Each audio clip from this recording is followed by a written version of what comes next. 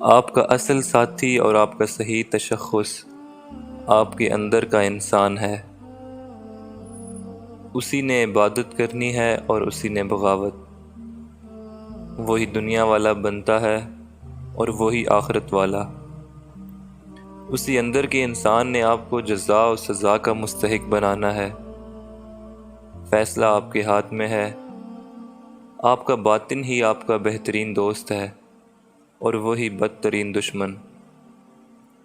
آپ خود ہی اپنے لیے دشواری سفر ہو اور خود ہی شادابی منزل۔ باطن محفوظ ہو گیا تو ظاہر بھی محفوظ ہوگا۔